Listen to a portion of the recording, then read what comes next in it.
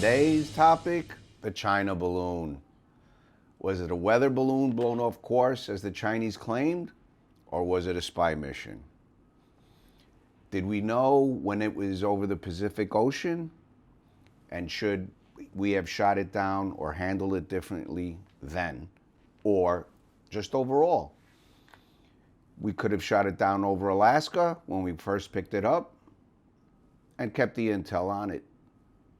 Resolution versus satellite resolution, does it tell a different story? So here's the deal. This balloon had no business being over U.S. soil, continental U.S. soil. I don't think there's any argument about that. I don't think the Chinese or anybody else could comment on that. They have the audacity, after we shot it down, to say that it belongs to them and they want it back. Guess what? That's not happening. So eventually, we shot it down over the Atlantic after it crossed the entire continental United States, including some very sensitive places in Montana where we have nuclear silos. Were they really looking for weather issues? Turn on the Weather Channel. They don't need a balloon for that. These balloons have the capacity to go 80 to even 120,000 feet above the Earth. They're very difficult to detect.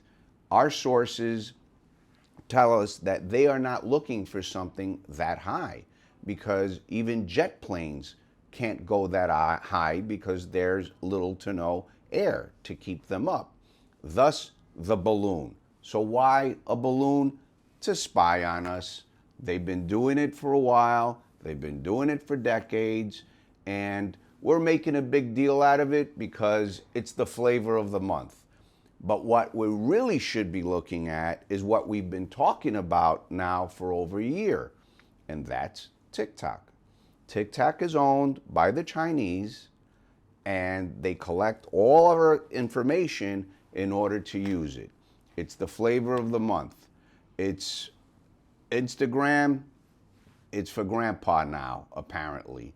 Facebook, all of these other social media lines are now old school. TikTok is now what's going on. All these others are going by the way of MySpace, if anybody even still has or uses that. So we need to address this, and address it now. I know a lot of politicians that talk about it, but they're not doing anything about it. So what is it going to take? The Chinese are actively trying and have infiltrated U.S. soil, U.S. places of education, and generationally have grown up to infiltrate our greatest places where we hold our greatest secrets, whether it's our intelligence society, our military, or other places. This balloon, just another attempt. People are asking, did the president of China know about it? Was their military acting alone? We don't know. Does it matter? The point is that they, as a country, are competing against us and trying to get an edge. They have no business being on our soil. That should have been shot down at the beginning, perhaps even in Montana, where their population is 7 people per square mile.